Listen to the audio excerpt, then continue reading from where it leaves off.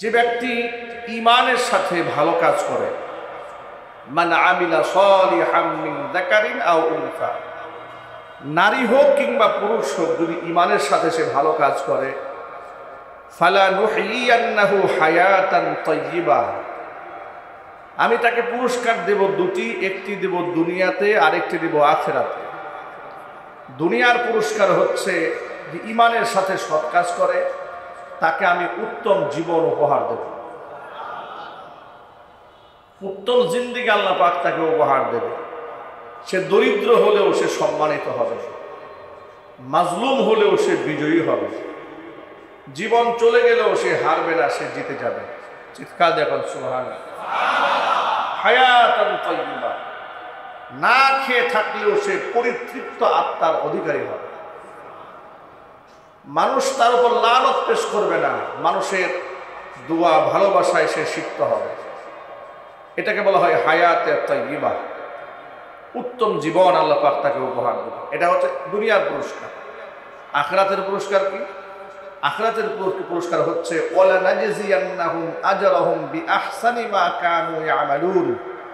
পৃথিবীতে যে সব ভালো ভালো কাজ সে করেছে, সমস্ত ভালো কাজের মধ্যে সর্বাধিক উত্তম যে কাজ, এই কাজের মানে তার সকল কাজকে উন্নীত করে তাকে আমি বিনিময় প্রদান করব। মানুষের সব কাজ তো শ্রেষ্ঠত্বের মানদণ্ডে উত্তীর্ণ হয় না। কিছু কিছু কাজ করে অনেক ভালো, কিছু কাজ করে মিডিয়াম, কিছু কিছু কাজ করে নিম্নমানের ভালো। আল্লাহ পাক এই ক্লাসিফিকেশনটা দূর করে দেবেন, তারতম্য দূর করে সমস্ত সবগুলাকে আল্লাহ ফার্স্ট ক্লাস, ফার্স্ট বানায়া আল্লাহ পাক ব্যক্তিকে পূর্ণ উপহার দিয়ে দেবে। এটা হচ্ছে তার আখিরাতের পুরস্কার। বর্তমান পৃথিবীতে বৈশ্বিক যত প্রকারের সমস্যা আছে, বিশেষ করে আমরা যে ভূখণ্ডে বসবাস করি, আমাদের যে সমস্ত সামাজিক প্রবলেম, রাজনৈতিক প্রবলেম, অর্থনৈতিক সমস্যা, এ সকল কিছুর সমাধান নিগুড়ভাবে কোরআনে কারিমে বর্ণিত আছে। আজকে যে পরিস্থিতির মোকাবেলা আমাদের করতে হচ্ছে,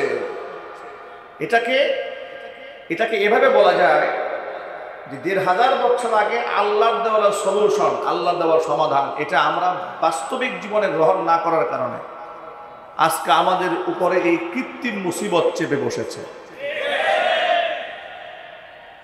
এটাকে প্রাকৃতিক মুসিবত বলা যাবে না, এটা কৃত্রিম মুসিবত। এই মুসিবত চাপিয়ে দেওয়া হচ্ছে, ঠিক কিনা বলো? যেমন ওই ভারতের কোন এক পত্রিকার মধ্যে লিখেছে বাংলাদেশে হিন্দুরা নাকি শাখা সিঁদুর দিয়ে চলতে পারতেছে না। এটা একটা কথা। বলা হচ্ছে বাংলাদেশের সমুদ্রের নিচে অস্ত্রের গুদাম তৈরি করা হচ্ছে ভারতের সাথে যুদ্ধ করার জন্য। বলা হচ্ছে এদেশের জঙ্গিরা, আলেম ওলামারা কোনো কোনো ক্ষেত্রে কোনো কোনো আলেমের নাম ধরে পর্যন্ত টেলিভিশনে প্রচার করে প্রতিনিয়ত উস্কানিমূলক বক্তব্য এই জাতির উদ্দেশ্যে দেওয়া হচ্ছে। আজকে আমরা এই সিচুয়েশনে কেন পড়েছি, এর পেছনে একটা রহস্য আছে। সেই রহস্য হলো ১৫০০ বছর আগে আল্লাহ তাআলা আমাদেরকে শত্রু এবং মিত্র চিনিয়ে দিয়েছেন। কে আমার বন্ধু, কে আমার শত্রু, এটা আল্লাহ সিদ্ধান্ত দিয়ে দিয়েছেন। আচ্ছা আপনারা বলেন তো, যে সিদ্ধান্ত আল্লাহ নিয়েছেন সেই সিদ্ধান্তে ভুল হওয়ার কোনো সম্ভাবনা আছে? আল্লাহ পাক বলে দিয়েছেন তোমাদের শত্রুকে, তোমাদের বন্ধুকে। কিন্তু রাজনৈতিক স্বার্থে পৃথিবীতে মুসলিমরা শত্রুকে বন্ধু বানিয়েছে আর বন্ধুকে শত্রু বানিয়েছে। যেমন স্বৈরাচারীর আমলে তারা ক্ষমতায় টিকে থাকার জন্য প্রকৃত বন্ধু যারা যারা দেশপ্রেমিক, ইসলাম প্রেমিক, কোরআন প্রেমিক, যারা এই মাটিকে ভালোবাসে, এ দেশের উন্নয়ন চায়, কল্যাণ চায়, তাদেরকেই তারা শত্রু বানিয়েছে। আর এই রাষ্ট্রের ধ্বংস যারা চায়, এ রাষ্ট্রকে যারা শোষণ করতে চায়, এ রাষ্ট্রের জনগোষ্ঠীর উপরে দাসত্বের মতো ব্যবহার করতে চায়, গোটা জাতিগোষ্ঠীকে দাসত্বের শৃঙ্খলা আবদ্ধ করে মিসইউজ করতে চায় যারা, তাদেরকেই তারা বন্ধু বানিয়েছিল। তার প্রায়শ্চিত্ত আজকে এই জাতিকে ভোগ করতে হচ্ছে। ৭১ দেশ স্বাধীন হওয়ার পরে যদি প্রকৃত দেশপ্রেমিক এবং প্রকৃত কোরআন প্রেমিক, প্রকৃত আল্লাহভীরু মানুষগুলাকে মূল্যায়ন করা হতো, তাহলে আজকে দাদা বাবুদের এই আস্ফলন আমাদের দেখতে হতো না। 1971 সনে ভারত আমাদেরকে স্বাধীনতা যুদ্ধে সহযোগিতা করেছে, এই তথ্য আপনারা সকলেই জানেন। কিন্তু কেন সহযোগিতা করেছে এটা আপনারা অনেকে জানেন না। ভারত এই পৃথিবীতে এমন একটা রাষ্ট্র যার সীমানা ঘেঁষে যতগুলো প্রতিবেশী দেশ আছে কারোর সাথেই তার কোনো সম্পর্ক ভালো নেই। এমন একটি রাষ্ট্রের নাম আপনি বলতে পারবেন না যে ভারতের সাথে তার বর্ডার আছে কিন্তু সম্পর্ক ভালো আছে। আপনি কতটুকুন ভালো, আমি কতটুকুন ভালো, এটা আপনি আমাকে চিনবেন আমার প্রতিবেশীর বক্তব্য শোনে। প্রতিবেশী যদি ইনসাফগার হয়, জালেম না হয়, আমি যদি আমার প্রতিবেশীর ব্যাপারে বলি উনি একটা ভদ্রলোক, ভালো মানুষ, তাহলে আপনি বুঝে নেবেন সে প্রকৃত অর্থেই ভালো মানুষ। নবী করিম সাল্লাল্লাহু আলাইহি ওয়াসাল্লাম বলেছেন, খিয়ারুকুম খিয়ারুকুম লিজারিহিম, তোমাদের মধ্যে শ্রেষ্ঠ হচ্ছে ওই ব্যক্তি যে ব্যক্তি প্রতিবেশীর কাছে শ্রেষ্ঠ। কথা বলেন। এখন আপনারা বলতে পারেন আমাদের দেশের উপর ভারতের ক্ষোভ হচ্ছে যেহেতু আমাদের দেশে মুসলমান বেশি, এটা মনে করে, হিন্দু কম এটা মনে করে, এরকম মনে হয় আপনাদের? না, এটা না। নেপালে তো আমরা 71% হিন্দু, সেই নেপালের সাথে তাদের সম্পর্ক খারাপ কেন? ভুটানের সাথে সম্পর্ক খারাপ কেন? চায়না তো এত মুসলমান নাই, চায়নার সাথে সম্পর্ক খারাপ কেন? কথা বলেন। এর মানে হচ্ছে খিয়ারুকুম খিয়ারুকুম লিজারিহিম, তুমি কতটুকুন ভালো সেটা প্রমাণ হয় তোমার প্রতিবেশীর বক্তব্য শুনে। গোটা পৃথিবীর ভারতের যত প্রতিবেশী আছে সকল প্রতিবেশীর বক্তব্য একটাই, ভারত শাসক যারা, সাম্রাজ্যবাদী যারা, তারা কোনো ভদ্রলোক নয়, সব মিথ্যাবাদী, স্বার্থপর, যার দরুন তাদের সাথে সম্পর্ক টিকিয়ে রাখা এটা বড় মুশকিল একটা ব্যাপার হয়ে দাঁড়িয়েছে। আমাদের তো এত ভদ্রলোক হয়ে থাকার দরকার নাই, আমাদের এখন প্রস্তুতি নেওয়ার সময় এসেছে। আপনি জিহাদ থেকে আল্লাহর পথে আল্লাহর শত্রুদের সাথে লড়াই করা থেকে নিজেকে যতটা গুটিয়ে রাখবেন ততটা আপনি পিছিয়ে পড়বেন। এদেশের মানুষ শান্তিপ্রিয়, আলহামদুলিল্লাহ বলেন। ভারতের সাধারণ জনগোষ্ঠী যারা, তাদের সাথে আমাদের কোনো হৃদয়ে দূরত্ব নেই, ওই ভূখণ্ডের সাথে আমাদের কোনো দূরত্ব নেই, বরং এই ভূখণ্ডে আমাদের অনেক কিছু আছে। কুতুব মিনার এটা আমাদের অর্জন, তাজমহল এটা আমাদের বানানো, শীষ মিনার আমাদের বানানো। কথা বলতে হবে, ঠিক কিনা বলে? মানে গোটা পৃথিবী থেকে ভারতবর্ষে মানুষ দেখতে যা আসে সব মুসলমানদের অবদান। ওরা কিছুই বানাতে পারে নাই, ওরা শুধু আবিষ্কার করেছে কিভাবে গোমূত্র পান করতে হয়।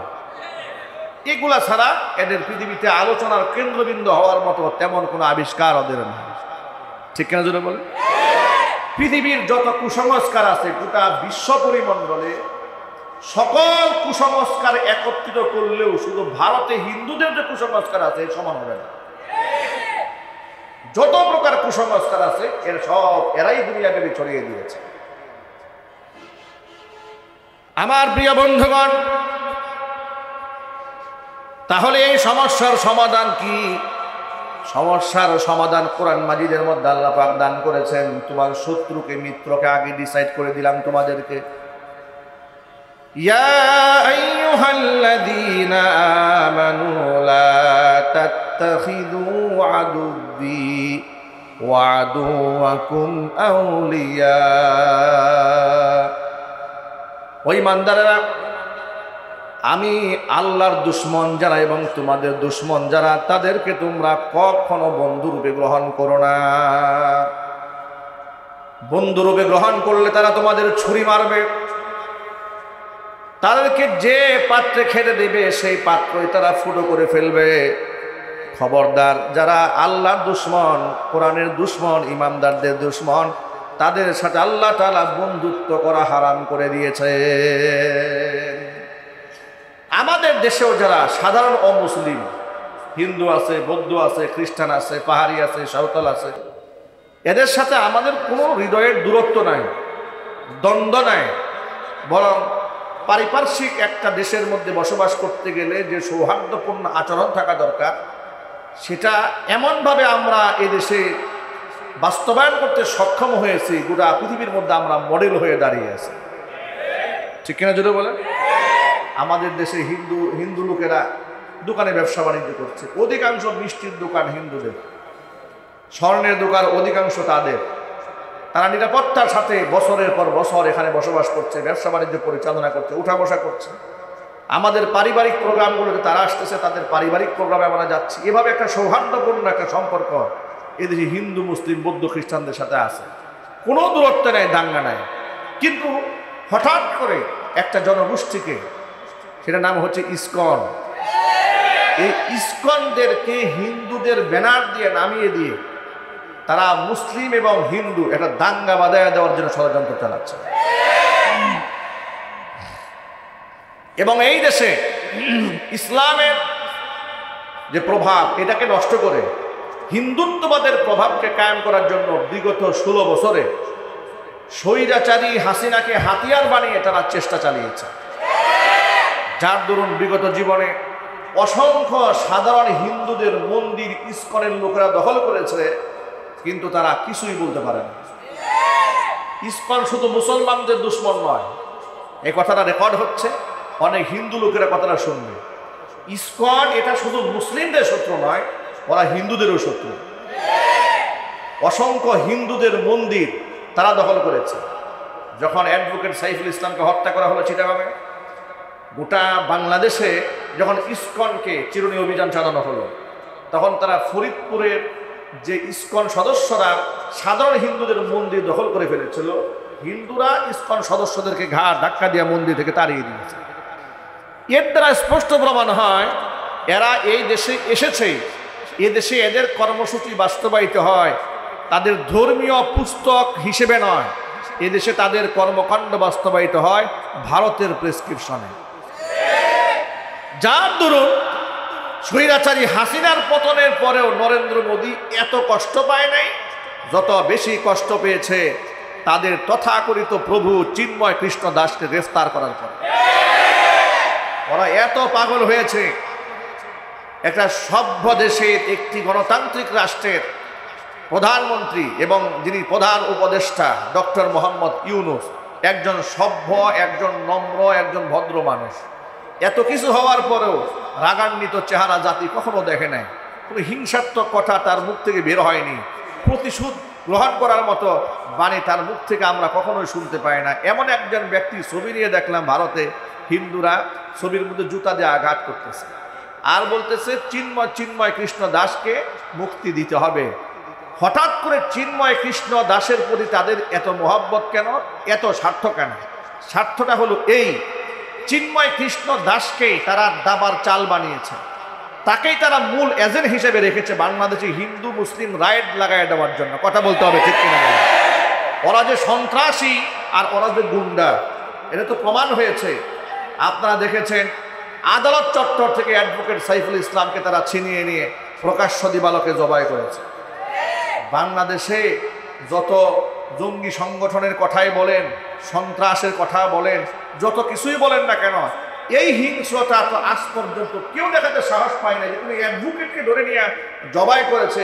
স্বাধীন হওয়ার পর থেকে এমন নির্মমতা, এমন নৃশংসতার ঘটনা বাংলাদেশে কখনো আপনারা শুনেছেন?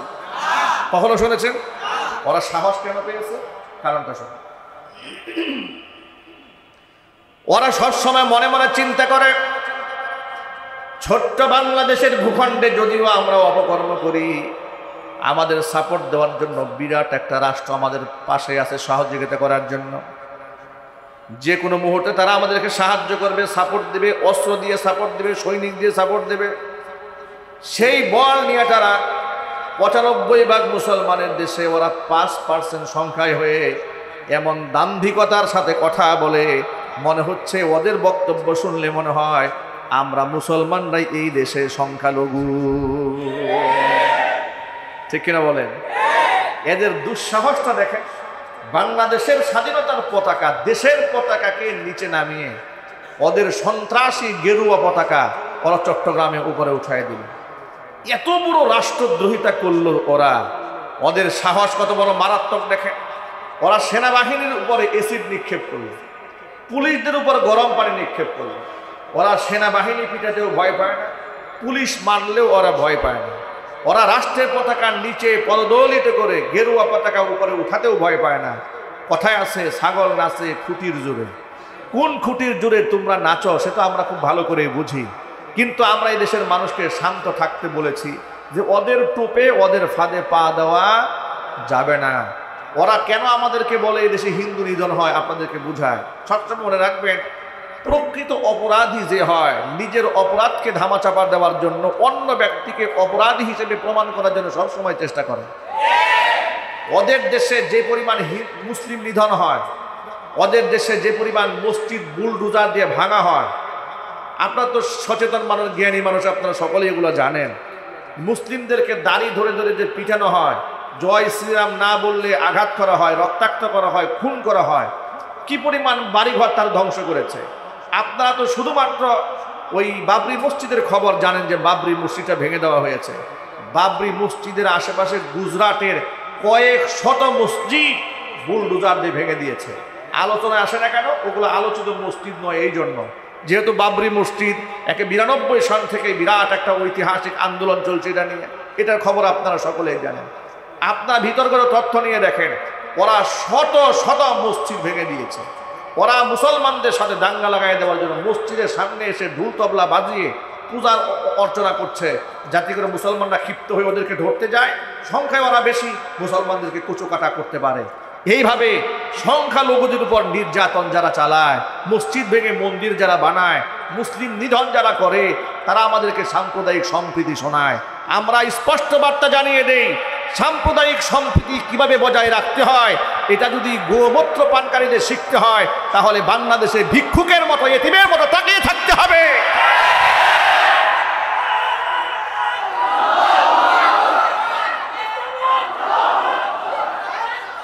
মনে রাখবেন ভাইয়েরা, একটা কথা সবসময় মনে রাখবেন, সাধারণ হিন্দু যারা, তাদের প্রতি আমাদের কোনো রাগও নাই, আমাদের কোনো গুসাও নাই, কোনো মান অভিমানও নাই। তাদের দোকানপাট ভাঙবেন, মন্দিরে হামলা করবেন, তাদের সাথে লেনদেন বন্ধ হয়ে যাবে না? ওদের সাথে লেনদেন বন্ধ হবে না, লেনদেন বন্ধ হবে সাম্রাজ্যবাদীদের সাথে। কথা বলেন, সাম্রাজ্যবাদীদের সাথে আমাদের লেনদেন বন্ধ হয়ে যাবে। যারা আমাদের বর্ডারের প্রতিনিয়ত বলে আমরা পেঁয়াজ আটকায় দেব, আমরা তেল আটকায় দেব, আমরা গম আটকায় দেব, ওদেরকে বলি তোদের দিয়ে দেশের পেঁয়াজ আমরা নেব না। ঠিক আছে? ওরা মনে করেছে যে ওরা পেঁয়াজ আটকায় দেবে, এমনকি ওরা এই কথাও বলেছে যদি তোমাদের পেঁয়াজ পেতে হয় আর চিকিৎসা যদি পেতে হয়, তাহলে ভারতের পতাকাকে সালাম দিয়ে প্রণাম করে নাকি চিকিৎসা নিতে হবে। আমরা নাকি ওদের দেশের পতাকা প্রণাম না করলে আমাদেরকে চিকিৎসা দেবে না। আমি আমার সকল মুসলিম ভাইদেরকে বলছি, ভাইরা এক বাক্যে জবাব দেন, হিন্দুদের কাছ থেকে চিকিৎসা না নিলে আমরা বাঁচবো না? আমরা 6 মাসের ব্যবধানে ওদেরকে 90,000 কোটি টাকা দিয়েছি শুধু চিকিৎসার জন্য। আমাদের টাকা দিয়েই বেটা তোদের হসপিটাল চলে। তোদের ডাক্তাররা না বলেছিল আমাদের চিকিৎসা দেবে না? মাত্র 10-20 দিন এ কথা বলেছে যে চিকিৎসা দেব না, পরে গিয়ে দেখে বউ না খেয়ে থাকে, ছেলে পেলেও না খেয়ে থাকে। এখন আবার নিজেরা বলছে না না আসেন আসেন চিকিৎসা দেব। আরে বেটা তোদের চিকিৎসা আমরা নেব না। আমরা প্রয়োজনে বিনা চিকিৎসায় মরে গেলেও তোদের মতো নিকৃষ্ট ডাক্তারদের কাছ থেকে আমরা চিকিৎসা গ্রহণ করবো না। তো কি হয়েছে আমাদের এদেশের মুসলমানদের? কি হয়েছে? এমন দা কি ঠেকা পড়েছে যে মুশরিকদের কাছ থেকে নমনীয় প্রকাশ করে আমাদের চিকিৎসা গ্রহণ করতে হবে? মুসলিম ভাইরা আমার, আমরা শান্তিপ্রিয়, দাঙ্গা আমরা চাই না, কিন্তু আমাদেরকে দুর্বল মনে করে দাঙ্গা যদি কেউ বাজাতে চায় আমরা কিন্তু জবাব দিতেও ছাড় দেব না। এটা মনে করার কোনো কারণ নাই যে আমরা সংখ্যায় কম, ওদের সাথে কি পারবো নাকি? আরে বেটা, আমাদের তো ইতিহাস আছে। আমরা নিরস্ত্র 313 জন লড়াই করেছি 1000 সশস্ত্র যোদ্ধাদের সাথে। আমরা মুতার প্রান্তরে মাত্র 3 লক্ষ সৈনিকদের বিরুদ্ধে আমরা লড়াই করেছি। আমাদের ইতিহাস বলে সংখ্যাধিক্যের কম থাকার পরেও আমরা বিরাট সংখ্যাগরিষ্ঠের সাথে মোকাবেলা করে আল্লাহর সাহায্য নিয়ে কালিমার পতাকা উড্ডীন করেছি।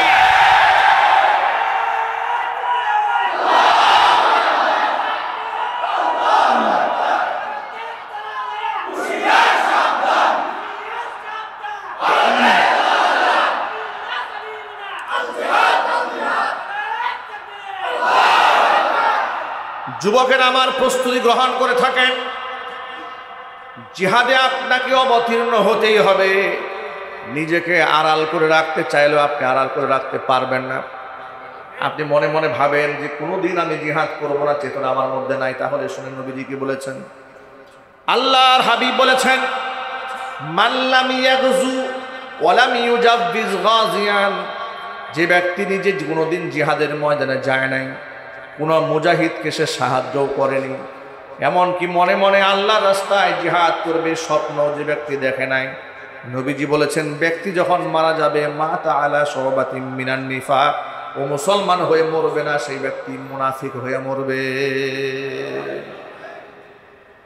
জিহাদের জজবা তো মুসলমানদের থাকতেই হবে। তার কারণটা শোনেন, আমার এই জান এবং আমার মাল এটা তো আল্লাহ আমার কাছ থেকে খরিদ করে নিয়েছেন, ক্রয় করে নিয়েছেন। কোরআন মাজিদের মধ্যে আল্লাহ পাক সূরা তাওবার মধ্যে স্পষ্ট ঘোষণা দিয়েছেন।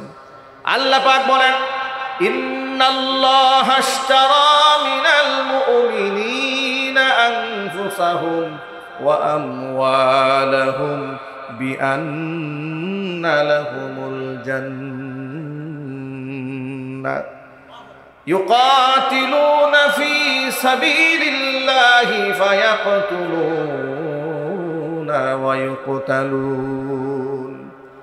আল্লাহ পাক বলেন, ইন্নাল্লাহ আশতারা, নিশ্চয় আমি আল্লাহ তাআলা খরিদ করে নিয়েছি, মিনাল মুমিনিনা, মুমিনদের কাছ থেকে, আনফুসাহুম, তাদের জান, ওয়া আমওয়ালাহুম, এবং তাদের মাল, বিআন্না লাহুমুল জান্নাহ, বিনিময়ে তাদেরকে আমি জান্নাত দান করেছি। জান্নাতের বিনিময়ে ইমানদার বান্দাদের কাছ থেকে আমার বাণিজ্য হয়ে গেছে তাদের জান এবং মাল। তাদের জান এবং মালটা তারা কিভাবে আমার কাছে খরচ করবে, আমার কাছে হস্তান্তর কিভাবে করবে, আয়াতের মধ্যে আল্লাহ ব্যাখ্যা করে বলছেন, ইউকাতিলুনা ফি সাবিলিল্লাহ, ওরা আমি আল্লাহর রাস্তায় লড়াই করবে, ফায়াকতুলুনা ওয়া ইউকতালুন, ওরা মারবে এবং প্রয়োজনে মরবে। আমরা সব সময় বলি জীবন দিতে প্রস্তুত, জীবন দিতে প্রস্তুত, জীবন দিতে প্রস্তুত। জীবন দেওয়ার আগে জীবন নেওয়ার জন্য প্রস্তুত থাকতে হবে। কোরআন হাদিস আল্লাহ কোনো জায়গার মধ্যে শুধু জীবন দেওয়ার কথা বলেনি, আল্লাহ পাক আগে জীবন নেওয়ার কথা বলেছেন, এরপরে আল্লাহ জীবন দেওয়ার কথা বলেছেন। জোরে কোন সুবহানাল্লাহ। জিহাদের তামান্না কেমন থাকা উচিত, আল্লাহর পথে শাহাদাতের জন্য কেমন তামান্না থাকা উচিত। আল্লাহর হাবিব সাল্লাল্লাহু আলাইহি সাল্লামের বিখ্যাত সাহাবী, যিনি ইসলাম ধর্ম গ্রহণ করার পরে জীবনেও কোনো যুদ্ধের ময়দানে পরাজিত হন নাই, তার নাম খালিদ বিন ওয়ালিদ রাদিয়াল্লাহু তাআলা আনহু। খালিদ বিন ওয়ালিদ রাদিয়াল্লাহু তাআলা আনহু জিহাদের ময়দানে যেখানে যেতেন আল্লাহ পাক সেখানে তাকে বিজয় করতেন। এমনকি হাজার মানুষের সামনে তিনি একা দাঁড়িয়ে গেলেও শত্রুরা তাকে পরাজিত করতে পারত না, তিনি বিজয় পতাকা নিয়ে ফিরে আসতেন। খালিদ বিন ওয়ালিদ রাদিয়াল্লাহু তাআলা আনহু জীবনের শেষ নিশি বিছানায় শুয়ে শুয়ে চোখের পানি ছেড়ে কান্না করতেছিলেন। বিবি পাশে বসা আছে, বিবি চোখের পানি দেখলেন যে স্বামী কান্না করে। এবার বিবিকে ডাক দিয়ে বলছেন, খালিদ বিন ওয়ালিদ তার স্ত্রীকে ডাক দিয়ে বলছেন, প্রিয়তমা স্ত্রী, আমার পায়ের তলা থেকে মাথা পর্যন্ত দেহের সমস্ত অঙ্গ প্রত্যঙ্গ একটু চেক দাও তো, দেখো তো এমন কোনো জায়গা আছে নাকি যেখানে জিহাদের ময়দানের আঘাত নাই। স্ত্রী তাকায় দেখলো পায়ের তলা থেকে মাথা পর্যন্ত এমন কোনো অঙ্গ প্রত্যঙ্গ নাই যেখানে তীরের আঘাত নাই, তলোয়ারের আঘাত নাই, খঞ্জরের আঘাত নাই, গুতার আঘাত নাই। এমন কোনো জায়গা নাই যেখানে রক্তাক্ত হয় নাই, যেখানে তার ক্ষত বিক্ষত হয়নি। এবার তিনি বললেন, এমন একটা অঙ্গ নাই যেখানে আপনার আঘাতের চিহ্ন নাই। খালিদ বিন ওয়ালিদ রাদিয়াল্লাহু তাআলা আনহু বললেন, প্রিয়তমা স্ত্রী, আমার মনে একটা আফসোস, আমার মনে বড় আঘাত, আমার মনে বড় কষ্ট। আমি সব সময় জিহাদের ময়দানে সম্মুখ পানে থাকতাম, অসংখ্য মুসলমান যেখানে শাহাদাত বরণ করছে তলোয়ার নিয়ে আমি সেখানে চলে যেতাম আর আল্লাহর কাছে দোয়া করতাম, আল্লাহ যেন আমাকে শাহাদাত হিসেবে কবুল করে নেন, আল্লাহ যেন আমাকে শহীদ হিসেবে মঞ্জুর করে নেন। কিন্তু কোনোদিন আমি আমার সামনে কোনো কাফের টিকতে পারতো না, সব জায়গার মধ্যে আমি বিজয় হয়ে ফিরে আসতাম। তুমি কি বলতে পারো এত আঘাত আমি পেলাম, এত কত বিক্ষত হলাম, কিন্তু আল্লাহ পাক কেন আমাকে শহীদ হিসেবে কবুল করলেন না? জীবনের শেষ মুহূর্তে এসে বৃদ্ধ বয়সে বার্ধক্যজনিত রোগে আক্রান্ত হয়ে বুকে দুকে আমি মারা যাচ্ছি, অথচ আমি তো এভাবে বিছানায় কাতরিয়ে মরতে চাই নাই, আমি তো আল্লাহর পথে শহীদ হলাম। নাম কি বলে? আমার নাম খালিদ বিন ওয়ালিদ। আপনার উপাধি কি? বলে আমার উপাধি হচ্ছে সাইফুল্লাহ। উপাধি কে দিয়েছে? বলে আল্লাহ পাক দিয়েছেন। যদি তাই হয়ে থাকে, সাইফুল্লাহ মানে কি? সাইফুল্লাহ মানে হচ্ছে আল্লাহর তলোয়ার। তো আল্লাহর তলোয়ার কাফেরদের সাথে লড়াই করে কেমনে পরাজিত হবে এবার আপনিই বলেন। জিহাদের ময়দানে আপনি যদি শহীদ হয়ে যেতেন, এর মানে কাফেররা আপনার চাইতেও শক্তিশালী, আপনার তলোয়ারকে তারা ভেঙে দিত। অথচ সাইফুল্লাহ, আপনি তো আল্লাহর তলোয়ার, আল্লাহর তলোয়ারকে ভেঙে দিতে পারে এমন কোন মানুষের জন্ম পৃথিবীতে হয় নাই। এখন আল্লাহু আকবার। খালিদ বিন ওয়ালিদ মনে মনে তিনি আফসোস করতেছিলেন, আমি কেন শহীদ হই নাই। বউ সান্ত্বনা দিয়েছে, আপনি কেমনে শহীদ হবেন? আপনি কি করে শহীদ হবেন? আপনি তো সাইফুল্লাহ, আপনি আল্লাহর তলোয়ার। আপনাকে পরাজিত করা মানে হচ্ছে আল্লাহর তলোয়ারটাকে ভেঙে দেওয়া। আর আল্লাহর তলোয়ার ভেঙে দেয় এমন দুঃসাহস পৃথিবীতে কারণ। যুবক ভাইরা আমার, ঘটনা থেকে শিক্ষা হলো, প্রথম শিক্ষা, একজন মুসলমানের আল্লাহর পথে শহীদ হয়ে যাওয়ার তামান্নাটা কত মারাত্মক। আল্লাহর নবী নিজে আল্লাহকে ডেকে বলেছেন, আমার মনে চায় আমি আল্লাহর পথে শহীদ হয়ে যাই, এরপরে আবার আমি জিন্দা হই, আবার শহীদ হই, আবার জিন্দা হই, আবার শহীদ হই, আবার জিন্দা হই। ওমর ইবনুল খাত্তাব রাদিয়াল্লাহু তাআলা আনহু আল্লাহর কাছে এই কথা বলে সব সময় দোয়া করতেন, আল্লাহুম্মা রযুকনি শাহাদাতান ফি সাবিলিক ওয়াজআল মাউতি ফি বালাদি রাসূলিক। আল্লাহ তাআলা, আল্লাহুম্মা রযুকনি শাহাদাতান ফি সাবিলিক, আল্লাহ তোমার পথে আমাকে তুমি শহীদ হিসেবে মঞ্জুর করো, আমার মৃত্যু তুমি তোমার নবীর দেশে দান করো। আল্লাহর কাছে দোয়া মঞ্জুর হয়েছে, তিনি শহীদ হয়েছেন এবং নবীজি সাল্লাল্লাহু আলাইহি ওয়াসাল্লামের পাশেই তিনি আজও শুয়ে আছেন। জোরে জোরে বলেন সুবহানাল্লাহ। আমার প্রিয় মুসলিম ভাইরা, এই কোরআনে 500-এর উপরে জিহাদের আয়াত আছে। অথচ বিগত 16 বছরে জিহাদ এই শব্দটা বললে আমাদেরকে তকমা দেওয়া হতো মৌলবাদ, আমাদেরকে তকমা দেওয়া হতো জঙ্গিবাদ। আমাদের মাদ্রাসাগুলোর মধ্যে গরু জবাই করার ছুরি থাকলেও আমাদেরকে মৌলবাদী সন্ত্রাসী হিসেবে পত্রিকার মধ্যে উঠাইয়া দেওয়া হতো।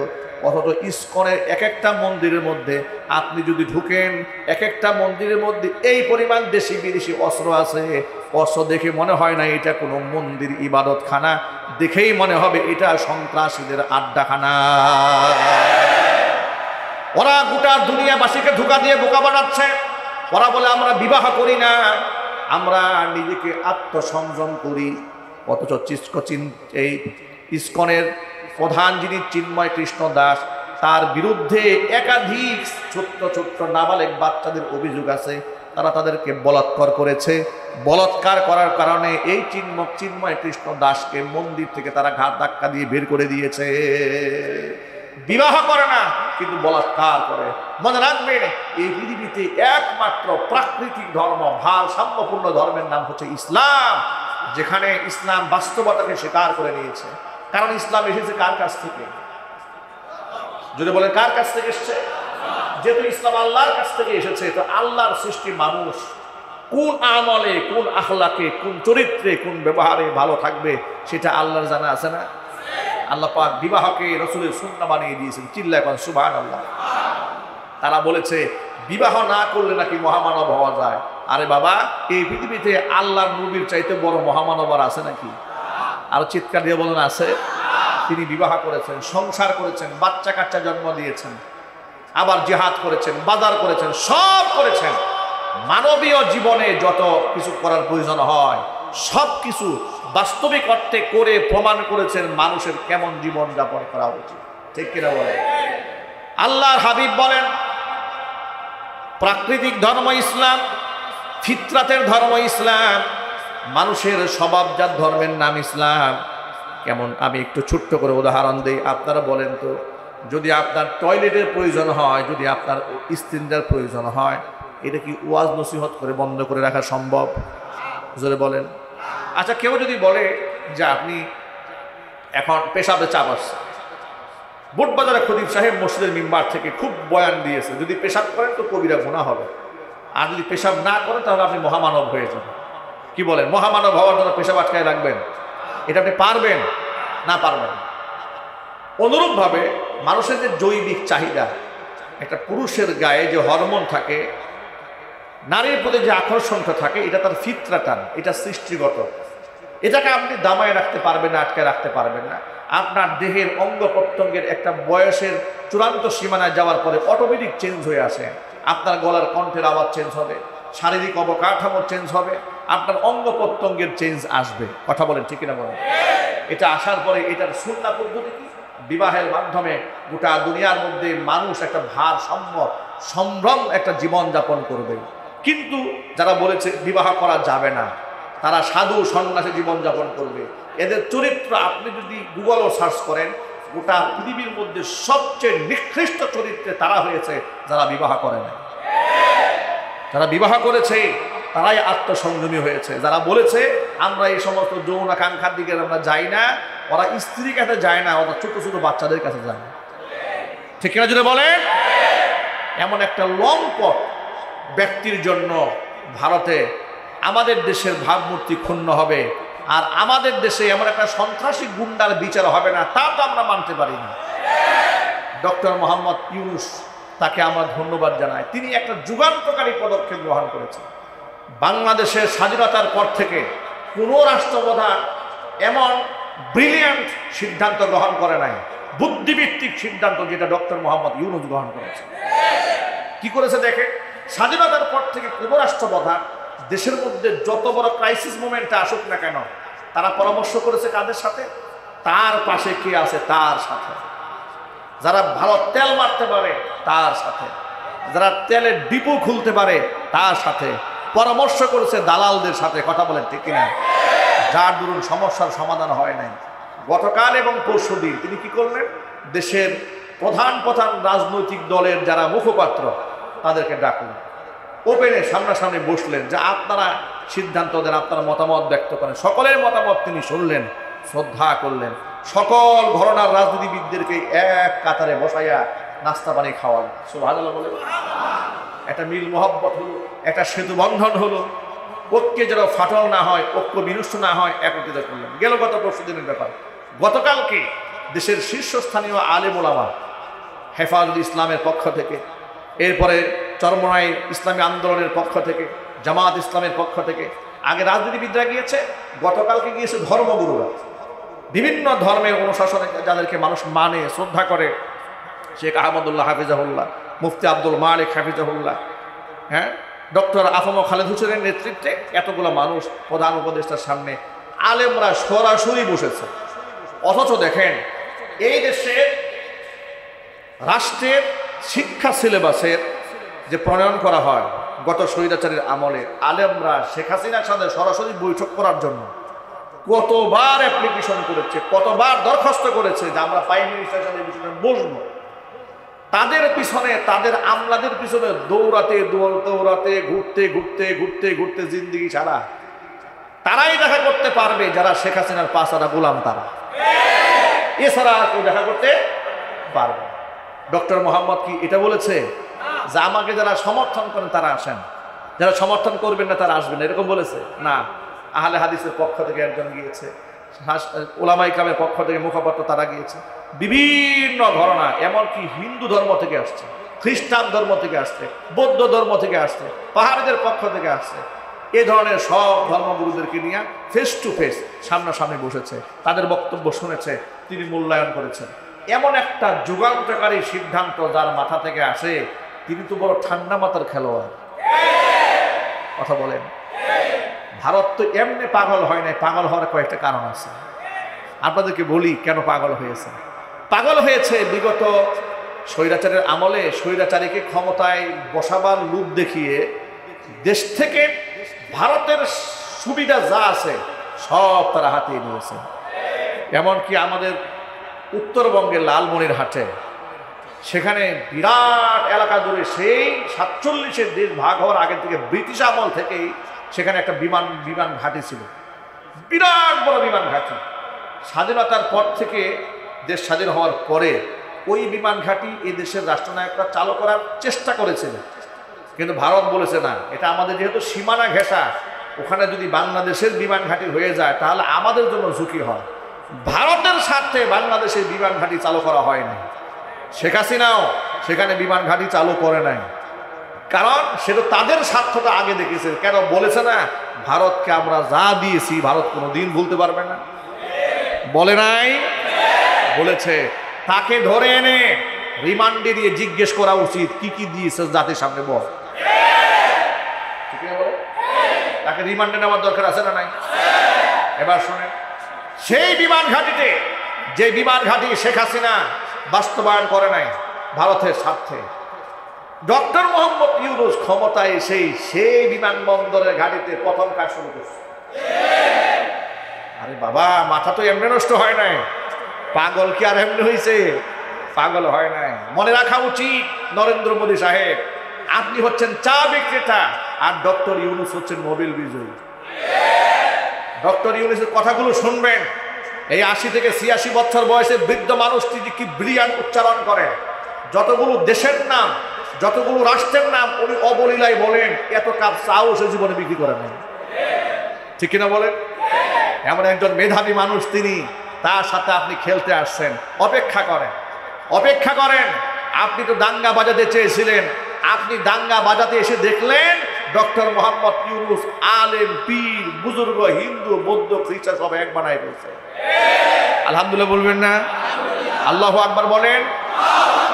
আমি আপনাদেরকে একটা উদাত্ত আহ্বান জানাই, আমাদের মধ্যে রাজনৈতিক বিভাজন থাকতে পারে, মতানৈক্য থাকতে পারে, দুইটা ব্যাপারে আমাদের কোনো মতামত নেই, আমরা সব এক। কয় ব্যাপারে? এক হচ্ছে কোরআন এবং সুন্নাহর ব্যাপারে, আল্লাহ এবং রসুলের ব্যাপারে, আল্লাহর বিধানের ব্যাপারে কোনো ঐক্যমত্য নাই, কোনো বিভাজন নাই। অনুরূপভাবে স্বাধীনতা, সার্বভৌমত্ব রক্ষায় রাষ্ট্রে যদি কোনো হুমকির মুখে পড়ে, আমার দেশের 1 ইঞ্চি মাটি নিয়ে যদি কেউ ষড়যন্ত্র করে, তাহলে তার সম্মতির জবাব দেওয়ার জন্য কোনো দলমত নাই, সব আমরা এক। আল্লাহর কোরআনের খাতিরে যেমন আমরা এক, আমরা রাষ্ট্রকে রক্ষা করার জন্য এক ছিলাম, এক আছি, ভবিষ্যতেও এক থাকবো। প্রস্তুত আছেন কিনা? দু হাত দেখতে চাই।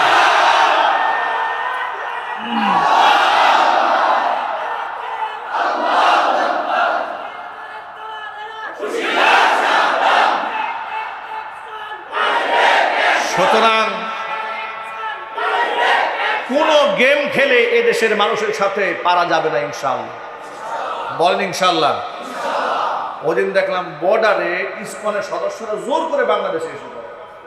কি দেখেন আপনারা? পাগলামির একটা সীমা থাকা উচিত। এগুলো কেমন অসভ্য, এগুলো কোন লেভেলের বেয়াদব, ঠিক কিনা বলেন? এগুলো আমি এই জন্য আমার ভাষায় অনেক সময় বলেছি, পান করে তো গোমূত্র, বিবেক বুদ্ধি আর থাকবে কি? ঠিক কিনা ভাই? ওরা আমাদেরকে হুমকি দেয়। আমি এই জন্য বলেছি, মুখ খাওয়া জাতি দুধ খাওয়া জাতিকে হুমকি দেয়। কি হাস্যকর ব্যাপার একটা, ঠিক কিনা বলেন? আমি সরকার মহোদয়কে বলবো, বর্ডার গার্ডের থেকে আবার যদি জোর করে ঢুকতে চায় বিনা ভিসায়, আপনারা ঢুকাই দেন। আপনারা বাধা দেন না, আল্লাহর ওয়াস্তে বাধা দেন না, খালি ঢুকাই দেন। আমরা কেসি নিয়ে বসে রয়েছি, আকাটা তো সব নুনু কাইটা মুসলমান বানাই দেবে, ছাড় দেওয়া হবে না একটাকেও। ওরা আমাদেরকে দুর্বল মনে করে যে আমরা ছোট্ট বাংলাদেশ। আরে বেটা, আমাদেরকে ছোট মনে করো না। ইসলামের ইতিহাস পরাজয়ের ইতিহাস না, ইসলামের ইতিহাস বিজয় ছিনিয়ে আনার ইতিহাস। কারণ এই মুসলমানরা মরলেও তাদের যেটা আছে, তারা যদি বেঁচেও যায় তারপরেও তার লস নাই। সে যদি বাঁচে সে গাজী হবে, যদি সেই ব্যক্তি জীবনটা দিয়ে দেয় সেই ব্যক্তি শহীদ হবে। চিল্লা কোন সুবহানাল্লাহ।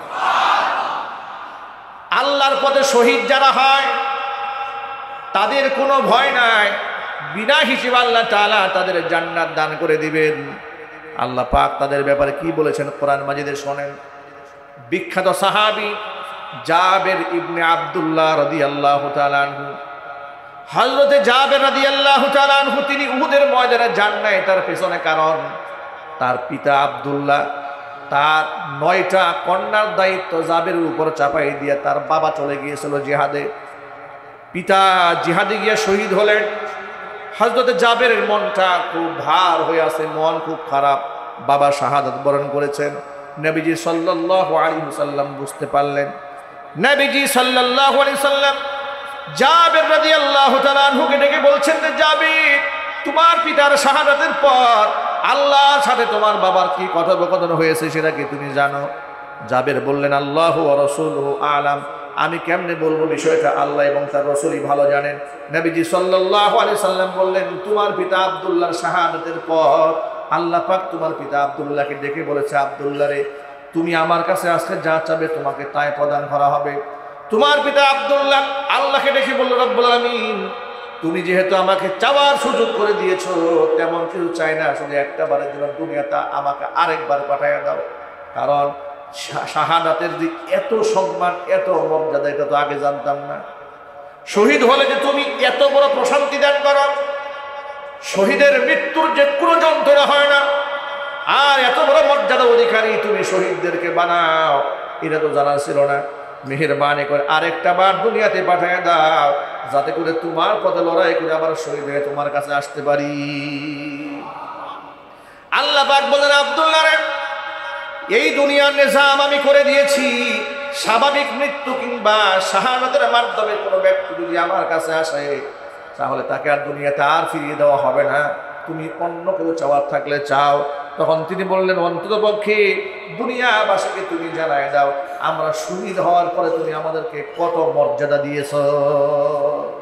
এরপরে আল্লাহ তাআলা কোরআন মাজিদ দুটো আয়াত নাজিল করলেন। আল্লাহ রাব্বুল আলামিন বললেন, ওয়ালা তাহসাবান্নাল্লাযীনা কুতিলু ফি সাবিলিল্লাহি আমওয়াতা বাল আহইয়াউন ইনদা রাব্বিহিম ইউরযাকুন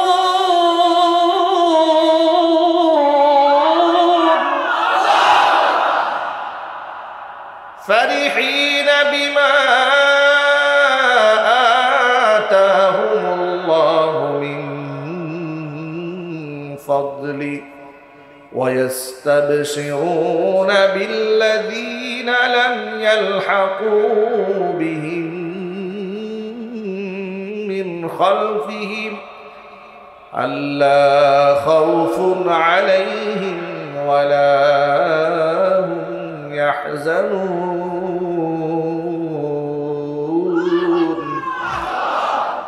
আল্লাহ পাক বলেন, আমি আল্লাহর রাস্তায় যারা নিহত হয়েছে তাদেরকে পশ্চিম কালেও তারা মরে গেছে ধারণাও তোমরা করো না, বরং বাল আহইয়াউন, ওরা আছে জীবিত, ইনদা রাব্বিহিম ইউরযাকুন, তাদের রব আমি আল্লাহর পক্ষ থেকে ওদেরকে রিজিক সরবরাহ করা হয়।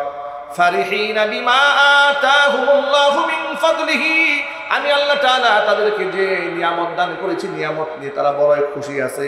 ওয়াস্তাবশিরুনা, তারা সুসংবাদ দিচ্ছে ওই সমস্ত ব্যক্তিদেরকে যারা এখনো ওদের সাথে মিলিত হয় নাই। এই কথা বলে তাদের কোনো ভয় নাই, তাদেরকে তারা ব্যতীত হবে না। জোরে কোন সুবহানাল্লাহ। আয়াত দ্বারা প্রমাণ হয়ে গেল শহীদরা মরে না, শহীদরা জিন্দা হয়ে যায়। আমার ভাইয়েরা, এই জন্য সকল যুবক এবং তরুণদের প্রতি আমাদের উদাত্ত আহ্বান, 5 ওয়াক্ত নামাজ বা জামাত মসজিদে আদায় করব, সুন্নাহ ভিত্তিক জীবনযাপন করব, হক হালাল মতো বেঁচে চলবো, হারাম বর্জন করব, হালাল মতো জীবনযাপন করব, সুদ ঘুষ জিনা ব্যভিচারকে আমরা প্রত্যাহার করব। আল্লাহ যেন কবুল করেন, জোরে বলেন আমিন। এবং মনে মনে আল্লাহ যদি কোনোদিন সুযোগ দেন, ইসলামের জন্য, রাষ্ট্রের জন্য, ধর্মের জন্য যদি জিহাদ করার মোমেন্ট আসে, যদি ওলামাদের পক্ষ থেকে ডাক আসে, রাষ্ট্রপ্রধানের পক্ষ থেকে ডাক আসে, কুফফারদের বিরুদ্ধে গজওয়াতুল হিন্দে ঝাঁপিয়ে পড়ার জন্য প্রস্তুত আছেন না নাই? আল্লাহ যেন কবুল করেন।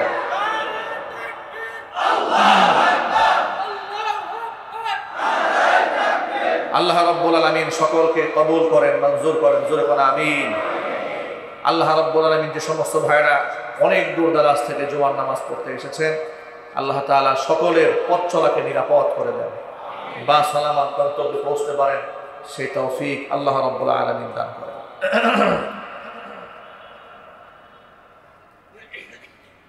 আরেকটি বিষয় আপনাদের সামনে আমরা পরিষ্কার করে দিচ্ছি।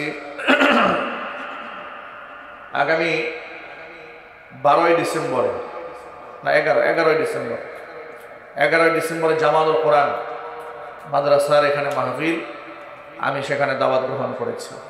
আমি প্রধান বক্তার বক্তৃতা করব ইনশাল্লাহ রাত 10টার পরে। আপনারা যথাসময়ে উপস্থিত থাকবেন ইনশাল্লাহ। আগামী 11ই ডিসেম্বর আপনাদের সকলের দাওয়াত থাকলো। আল্লাহ রাব্বুল আলামিন সেই মাহফিলটি কবুল করেন, সকলে বলেন আল্লাহুম্মা আমিন। এতক্ষণ পর্যন্ত যে আলোচনাগুলো আমি পেশ করেছি সবার আগে আমাকে, আমার ভাইদেরকে, মা বোনদেরকে আমার করা তৌফিক দান করেন, আমিন। ওয়া আখিরু দাওয়ানা আলহামদুলিল্লাহি রাব্বিল আলামিন। ক্বাবলা আল জুমআ সুন্নাত নামাজ আদায় করেন, মেহেরবানি করে আদায় করুন।